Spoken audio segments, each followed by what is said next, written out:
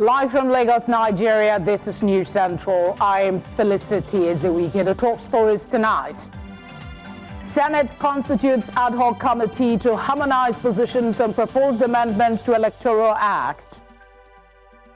Nigerian Air Force begins investigation in accidental airstrike that killed 2 and injured children in Niger State. Partial shutdown looms in U.S. as Senate Democrats block key procedural vote on major funding package. In business, Naira records highest appreciation against the U.S. dollar at official foreign exchange markets. And in sports, Senegal football fans launch fundraiser to pay for the fines imposed by CAF on the national team coach and players. Tonight begins now. Thank you for joining us. We begin tonight at the Senate, where lawmakers are intensifying legislative oversight with the inauguration of 2 high-powered ad hoc committees to address national infrastructure, decay, and electoral reforms. During Thursday's plenary, lawmakers launched a probe into Nigeria's railway system following reports of a near-total collapse of services and deteriorating infrastructure across key rail corridors.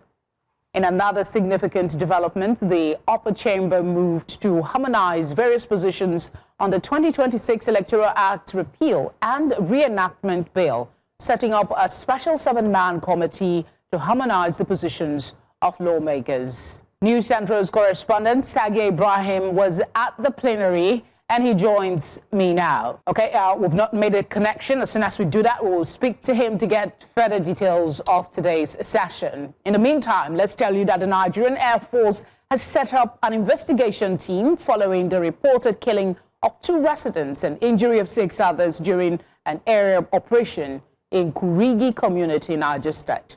The incident occurred on Sunday during a military mission targeting bandit groups after residents reported that a surveillance aircraft hovered over the area before firing, killing 2 residents and injuring 6 others.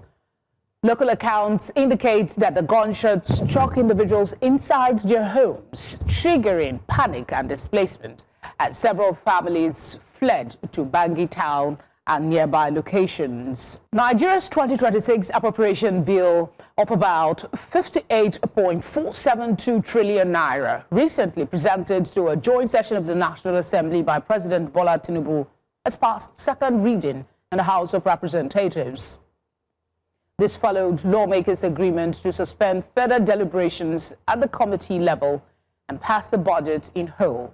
The House then adjourned plenary session for 2 weeks to dedicate time for a defense of the budget by government ministries, departments, and agencies.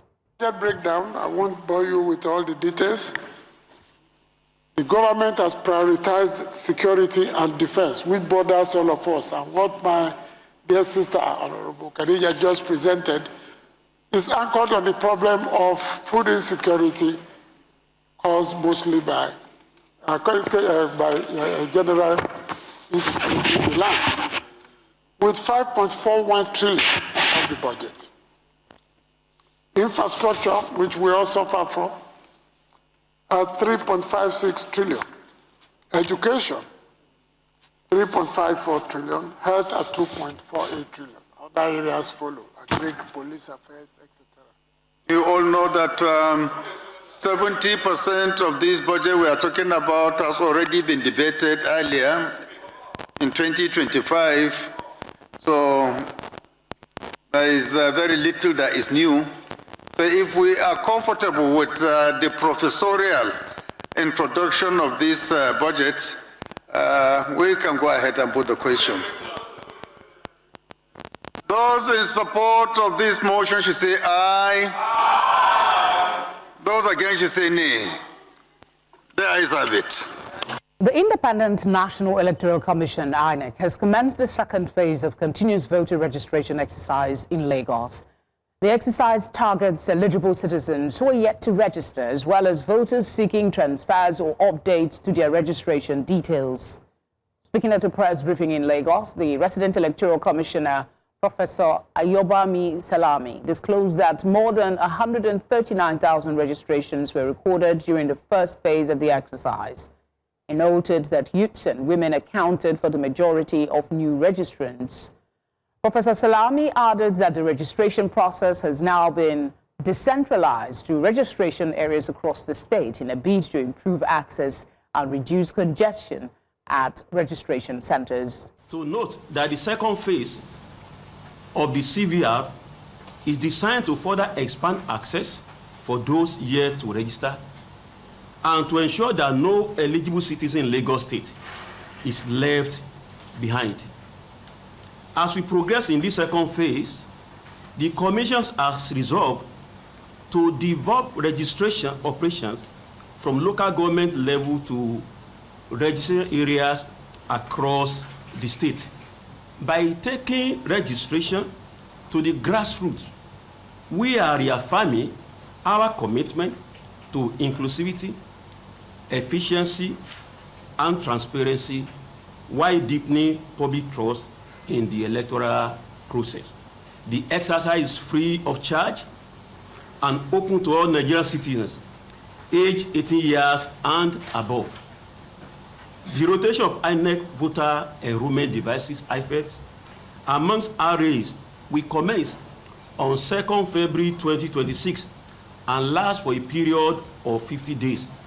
That is, from 2nd February 2026 to 10th April 2026. The former governor of Kogi State, Yahya Bello, has been granted permission by the Federal High Court sitting in Abuja to attend the 2026 Lesser Hajj in Saudi Arabia.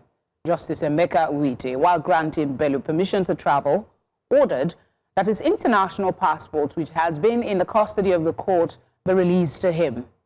The counsel to Bello and senior advocate of Nigeria, Joseph Daudu, in an application filed on January 20, informed the court that the former governor had not been able to travel for his religious obligation for over 8 years, despite the need to seek the face of God over charges preferred against him by the Economic and Financial Crimes Commission, EFCC. Now to party politics. A civil society leader and former executive director of Enough is Enough Nigeria, Yemi Adamolekun, has rejected her alleged appointment to the African Democratic Congress Policy and Manifesto Committee. Adamolekun distanced herself from the party's newly constituted Wise Men and Women Policy and Manifesto Committee, questioning why her name was announced without her consent. The African Democratic Congress on Wednesday unveiled a 50-member committee approved by its National Working Committee and National Chairman, Senator David Mark. Nigeria's Vice President, Kashim Shettima, has called for deeper investment ties and collaborative structures to boost the nation's economic growth. This was during the Africa Social Impact Summit, which held in Abuja, where experts gathered to discuss sustainable development and impactful investment strategies for the continent. Our development partners launched the Business Coalition for Education and the Women and the Youth Financial Economic Indicator Initiatives, both of which are designed to spearhead sustainable economic growth. News Centre's Victor Ajayi compiled this report. Vice President, who was represented at the summit by his technical advisor on women, youth engagement and impact, Hawa Liman, says that execution-focused platforms will be created, such as the Business Coalition for Education, designed to drive systemic change across Africa. Liman says that government's efforts alone are insufficient to overcome Africa's development hurdles. However, through strategic and targeted investments, substantial advancements can be achieved. Yet, no government, however committed, can finance or execute this agenda alone. That is why we welcome ACES as a convening ground for co-investment, co-design, and co-delivery. A space where policymakers sit with CEOs, development partners and entrepreneurs, civil society leaders and innovators to build solutions together. Development partners expressed confidence that the launch of the Business Coalition for Education and the Women and Youth Financial Economic Indicator Initiatives programs will serve as a cornerstone for sustainable growth, specifically by empowering women, youth, and the educational sector. Today, that power is deepened through the launch of the Business Coalition for Education and the Women and Youth Financial and Economic Inclusion Platform, Wi-Fi, Nigeria. Two platforms designed not as standalone initiatives, but as institutional mechanisms for national scale. They highlighted that the initiatives are designed to broaden opportunities for women, youth, and marginalized populations, effectively serving as a vital bridge between government policy and real-world impact. Wi-Fi Nigeria is so important. It represents a shift from fragmented interventions to coordinated systems, bringing together government, financial institutions, investors, delivery partners to unlock women and youth economic participation at scale. Africa stands at a defining crossroad. Our demographics, markets, innovation capacity, and entrepreneurial journey positions us not just for growth, but for transformation. They say that the success of these programs will depend on collaboration between the public sector, private enterprises, and the international community. Anambra government mandates Monday school opening, says no more sit at home. We will bring you this story and much more after the break. With us, you're watching tonight on News Central. A reminder of our top stories. Senate constitutes ad hoc committee to harmonise positions and proposed amendment to Electoral Act.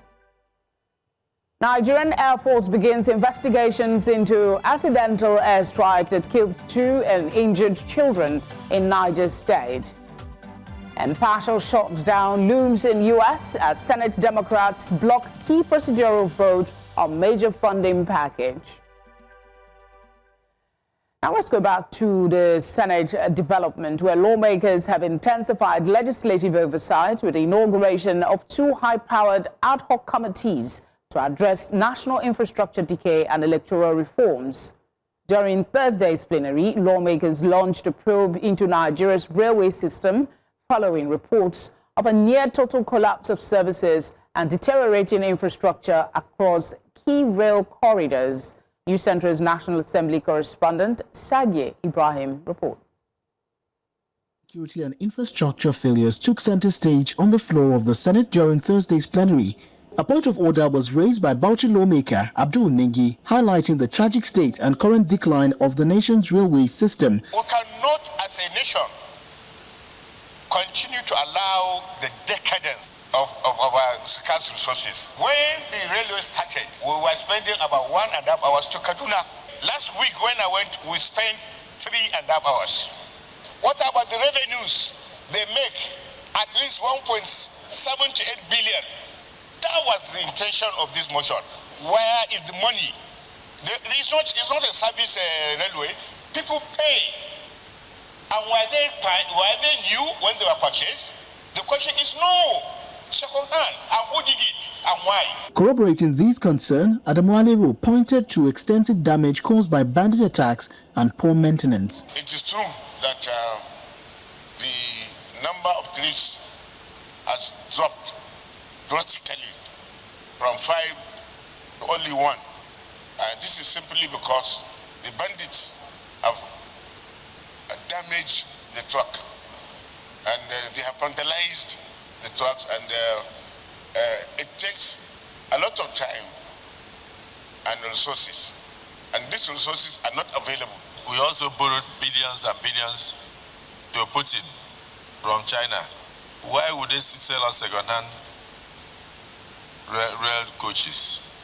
What about the rail tracks? Why second-hand? So we have a responsibility as a Senate, founded in the Nigerian Constitution, to ask questions, to look into these things, and to correct them. We have always said that we're a corrective parliament.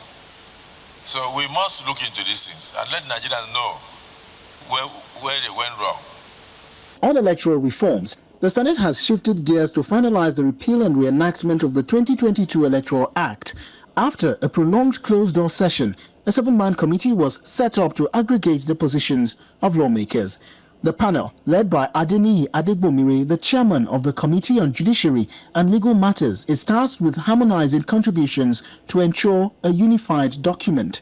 The Senate has set up a small committee to further make contributions, galvanize, distill all the opinions of distinguished senators and present them to us for final deliberation on Tuesday.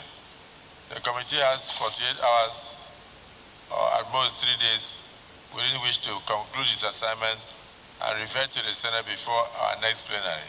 The clerk of the Senate will be the secretary of this committee.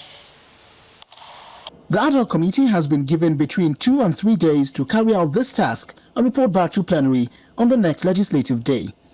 From the National Assembly, Abuja, for News Central, Sagir Ibrahim.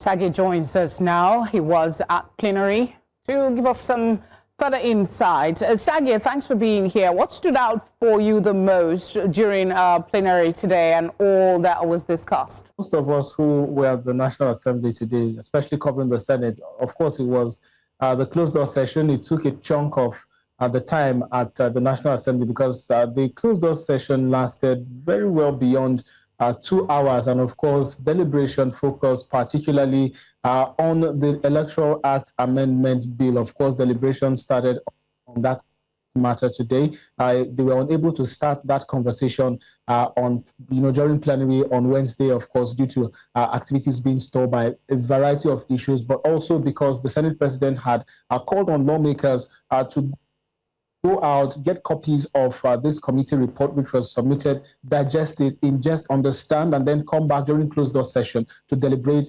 to debate, if you let me put it that way, and also to air out some of their opinions with regards to this, which was done extensively today, of course, which lasted the time that it did. And following, of course, that closed-door session, the Senate President, upon completion and, of course, upon returning back to plenary, had mentioned that a 7-man committee had been put together. This 7-man committee is charged with the responsibility of, in his words, galvanizing the opinion and also distilling the position of these lawmakers, aggregating it and, of course, bringing a report on that back to Senate on the next legislative day, being Tuesday, February 3rd.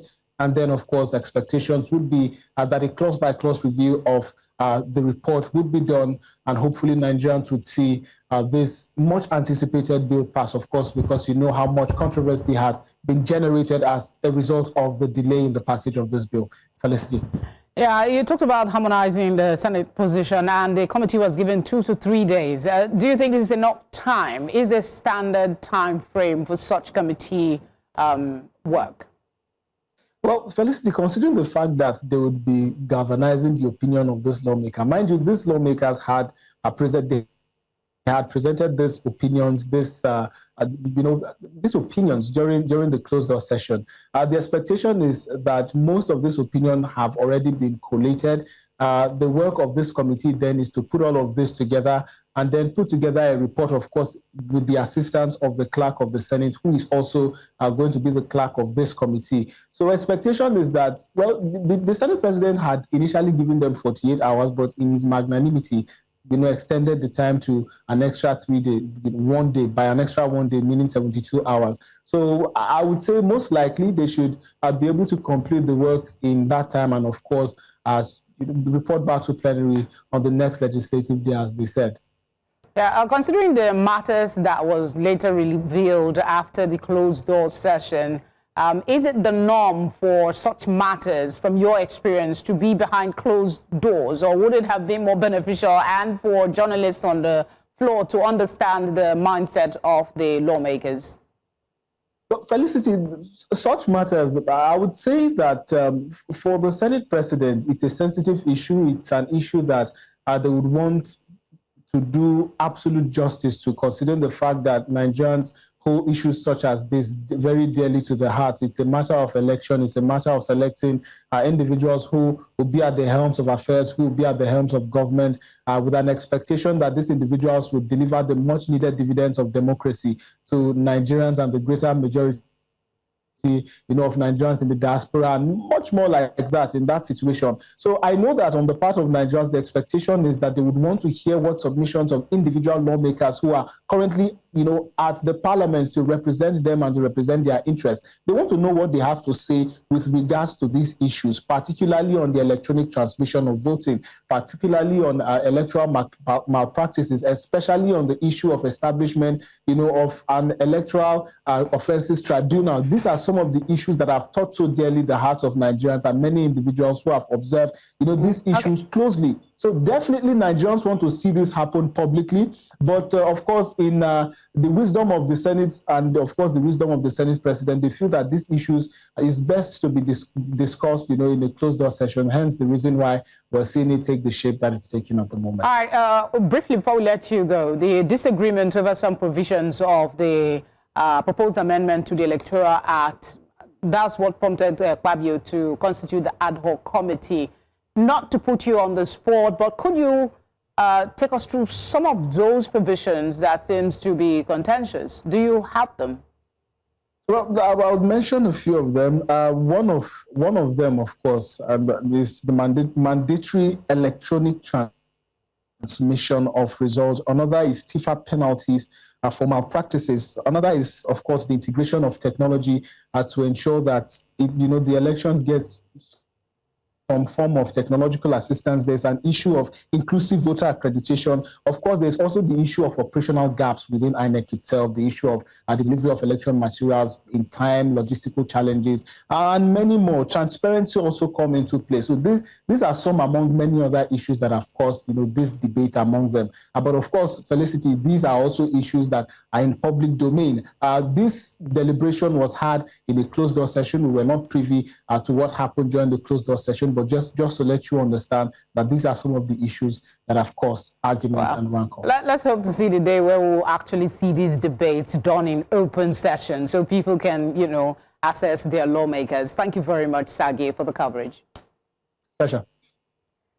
The Anambra State government has ordered all schools in the state to resume full academic activities on Mondays, putting an end to the sit-at-home practice and warning that defiant schools risk closure. Commissioner for Education, Professor Ngozi Chuma Ude, announced the directive in a statement issued on Thursday in Awka. She said a circular communicating the order has already been sent to school authorities, adding that the directive given on the instruction of Governor Chukwuma Soludo applies to all public, private, mission and return schools across the state. We're on a short break. The news continues right after. Do stay with us. Two organizers of Wednesday anti-demolition protest, Taiwo Hassan, popularly known as Soweto, and Dele Frank, who were arraigned by the police at the Yaba Magistrate Court, have been granted bail. The court, presided over by Magistrate AIO Alaka, granted the defendants bail in the sum of 200,000 naira each, with two sureties in light sum. The case was adjourned to March 11, 2026, pending the perfection of bail. However, Senior Advocate Femi Falano appealed to the magistrate to allow the defendants to return tomorrow, Thursday the 30th, to perfect their bail. The magistrate granted the request following the undertaking of counsel. The charge is illegal and unconstitutional. You cannot arrest a Nigerian for protesting peacefully. The Court of Appeal said that obtaining police permit for protest is a relic of colonialism, which is no longer allowed in Nigeria, and that the National Assembly was ordered to make a law to allow Nigerians to demonstrate. Following that decision, Section 83, subsection 4 of the Police Establishment Act of 2020 provides that aggrieved citizens who want to demonstrate shall notify the police in writing so that the police can provide adequate security.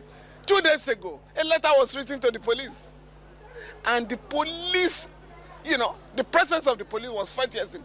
Even the CP was there, right?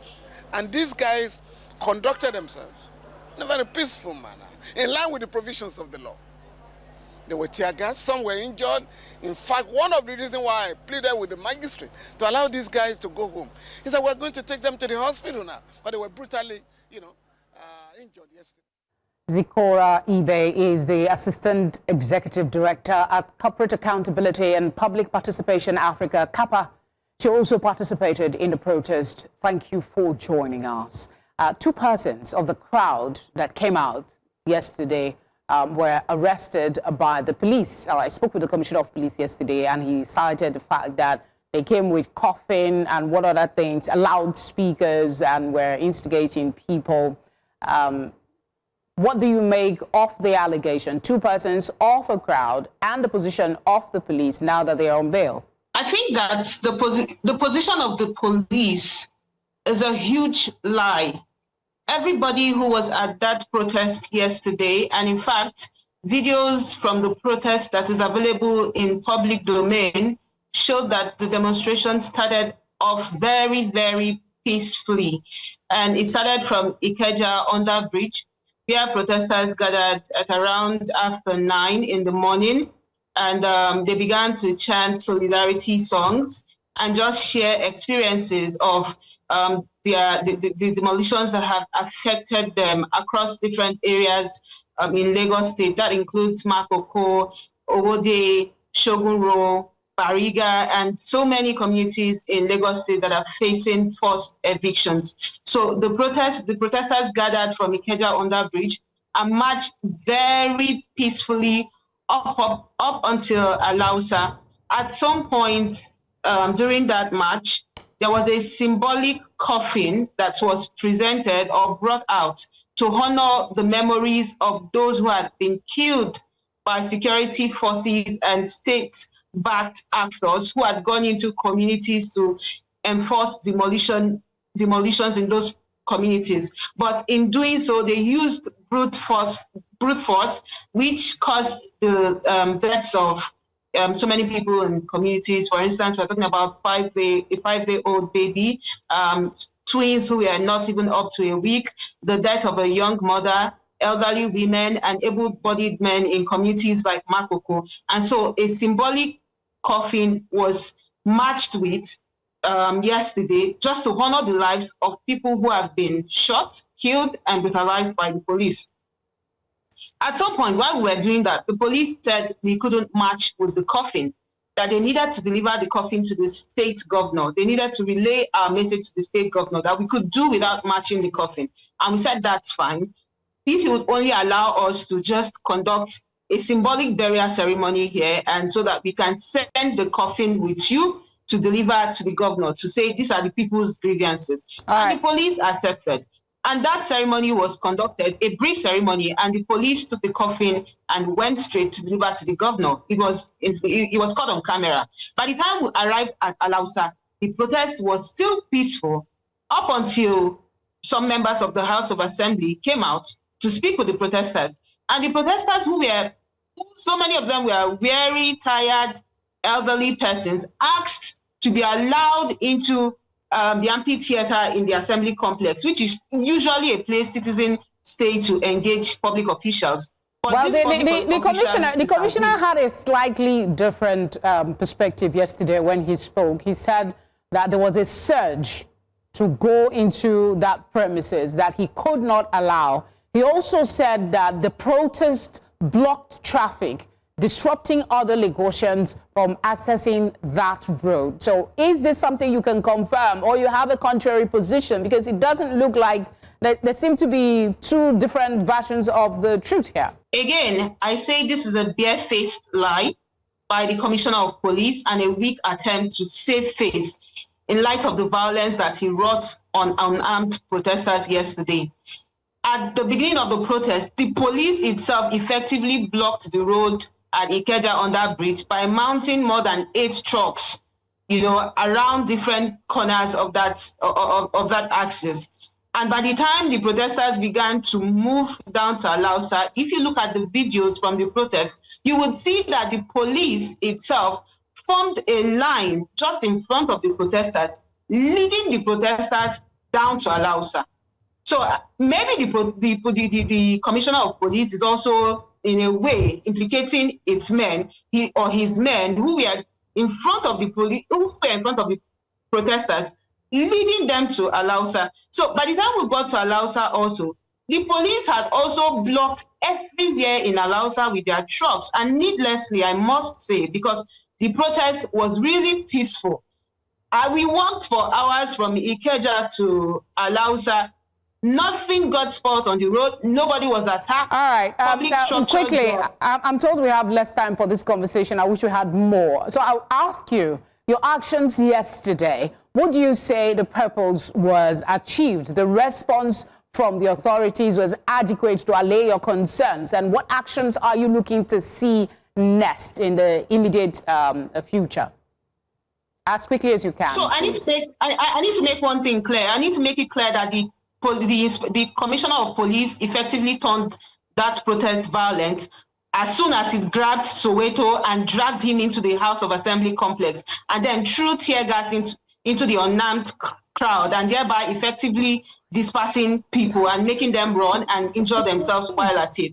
So, and what that protest and their reaction showed yesterday was to reinforce the thing that we have been saying, that the commissioner of police and his men have treated Lagosians with disdain, with such violence, that they no longer remember that it is their responsibility to manage public peace. And so what you saw yesterday was only a small reflection of what they have brought in communities where there were no cameras to capture them where there were no cameras to capture them live.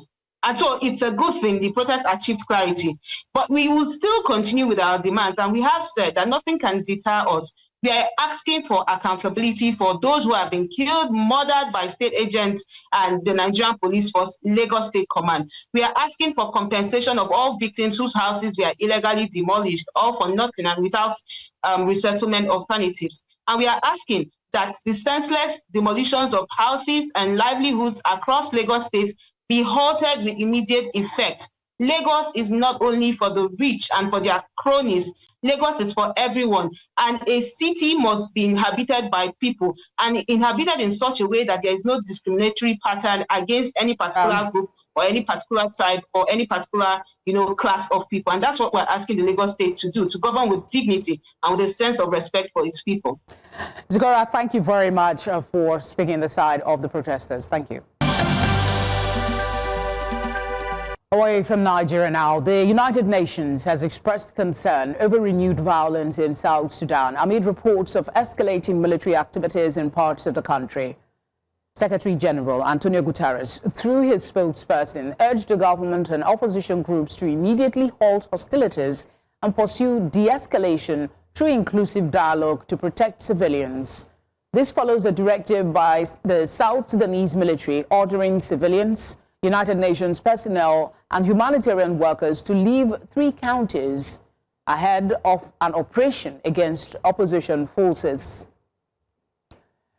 And to one of our headliners tonight, a partial shutdown of the United States government is looking increasingly likely after Senate Democrats blocked a key procedural vote on a major funding package. The vote failed amid growing tensions over President Donald Trump's hardline immigration policies following the killing of 2 protesters during demonstrations against the crackdown. The stalled 6-bill spending package was meant to fund more than 3/4 of the federal government. Its failure makes a shutdown beginning Saturday almost unavoidable, although Democrats and the White House are still scrambling to reach a last-minute deal. If it occurs, this would be the second government shutdown since President Trump took office.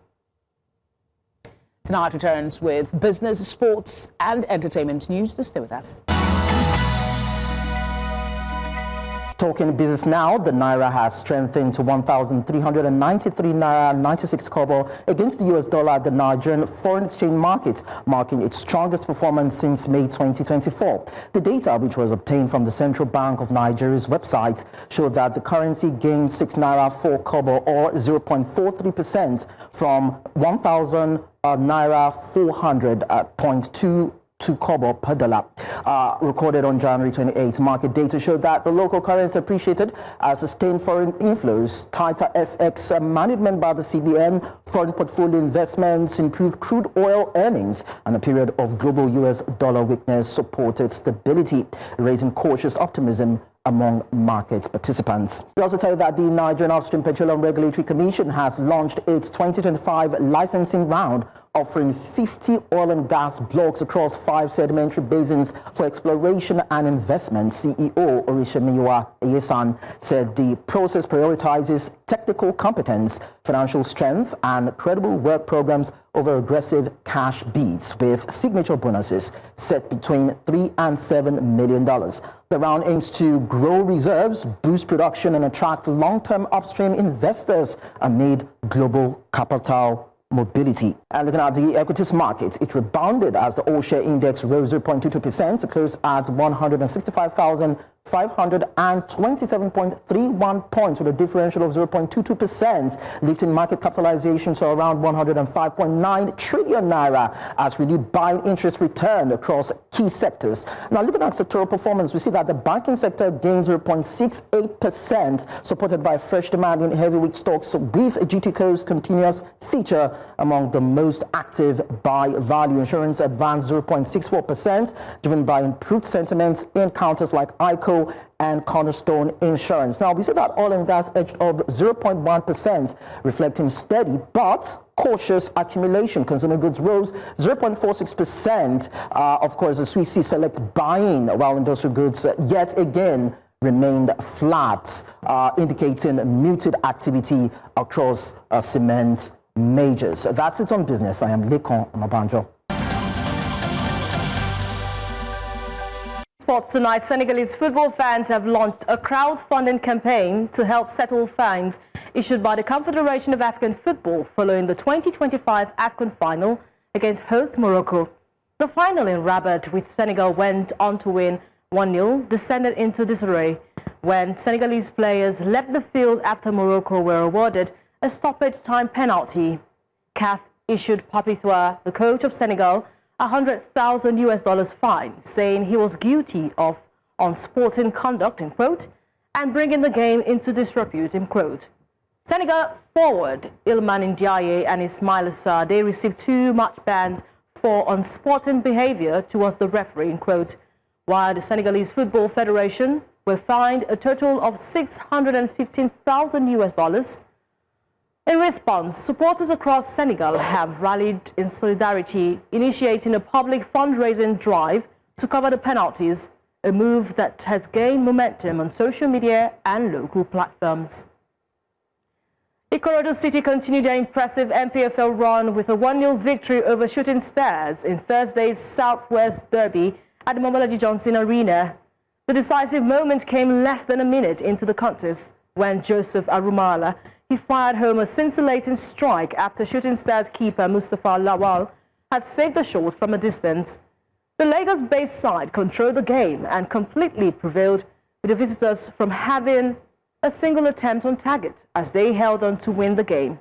The result lifts Ikorodu City to 3rd place in the Nigeria Premier Football League standings, while Shooting Stars they remain 6th despite the setback. In other NPFL matches played today, Bayelsa United, they were held to a goalless draw by Niger Tornadoes. Warri Wolves, they edged Remo Stars 1-0. Kun Khalifat secured a narrow 1-0 win over Kwara United, while Bendel Insurance, they played out a goalless draw against Barao FC. And now the Nigerian Football Federation has expressed deep sorrow over the death of Mrs. Sarah Chukwueze, the mother of Super Eagles winger Samuel Chukwueze, describing the loss as a painful blow to the Nigerian football family. In a condolence message on Thursday, Nigerian Football Federation General Secretary Dr. Mohamed Sanusi said the federation was devastated by the news, especially coming just days after the Super Eagles had mourned another bereavement involving the family of the team captain Wilfred Ndidi. Sanusi noted that Fulham forward had consistently acknowledged his mother's influence on his career and personal development, describing her passing as a profound loss not only to the family, but also to Nigerian football. The Nigerian Football Federation General Secretary offered prayers for the repose of Mrs. Chukweze's soul and strength for the bereaved family. And now to the Australian Open. Aryna Sabalenka will face Elena Rybakina in the Australian Open final after the world #1 kept her cool to stomp past Elena Svitolina and then reach the 4th Melbourne showpiece in a row. Two-time winner Sabalenka overcame fluctuations in form and hindrance call against her in the 4th game of the match to trash Svitolina 6-2, 6-3. On her part, former Wimbledon champion Rybakina defeated American Jessica Pegula at 6-3, 7-6 to seal the chance to avenge her 2023 final loss to Sabalenka. Both players will begin Saturday's tantalizing final in red-hot form, with neither of them dropping a set in their 6 matches so far. And that's it in the world of sport. I am Onyinyechi Obaro. Entertainment news is up next with Kit. Tonight, in the world of entertainment, Nigerian music superstar Burna Boy has scored 6 new music certifications in Canada, further proving his lasting global impact. Music Canada's latest certifications include his fan favorite, On the Low, earning 2 times platinum, while Bono and City Boys both went platinum, a sign of sustained popularity in the North American market. Gold plaques were also awarded for Sitting on Top of the World, featuring 21 Savage, Tested, Approved and Trusted, and Taliban's too. These achievements span different eras of Burna Boy's catalog, from earlier hits to more recent releases, showcasing his consistency and broad appeal across audiences. Now moving on, the 68th Annual Grammy Awards are just days away, set for February 1, 2026 at the Crypto.com Arena in Los Angeles. Organizers have unveiled a star-studded performer roster that now includes Lady Gaga and Lauryn Hill, adding that major star power to an already packed show. Lady Gaga, a 14-time Grammy winner this year with nods in key categories like Record and Album of the Year, is expected to deliver one of the night's standout performances. Lauryn Hill will bring her own legend to the stage with a powerful tribute during the In Memoriam segment, honoring musical icons such as D'Angelo and Roberta Flack. They join previously announced performers including Sabrina Carpenter, clips with Pharrell Williams, and a lineup of Best New Artist nominees. And that's it on entertainment news for tonight. My name is Kate at Deogun. And that's the news tonight. But before we go, a quick look at our top stories. Senate has constituted ad hoc committee to harmonize positions on proposed amendment to Electoral Act. The Nigerian Air Force has commenced investigations into accidental airstrike that killed 2 and injured children in Niger State. And we also brought you news that there's partial shutdown looming in U.S. as Senate Democrats block key procedural vote on major funding package. As always, we would love your feedback. Please share them using the number showing now on your screen. You can do that on social media as well at News Central TV. You can watch us live on DSTV channel 422, GoTV channel 23, Star Times channel 274, Avo TV, and on YouTube. Thank you, as always, for being here with us tonight. See you tomorrow.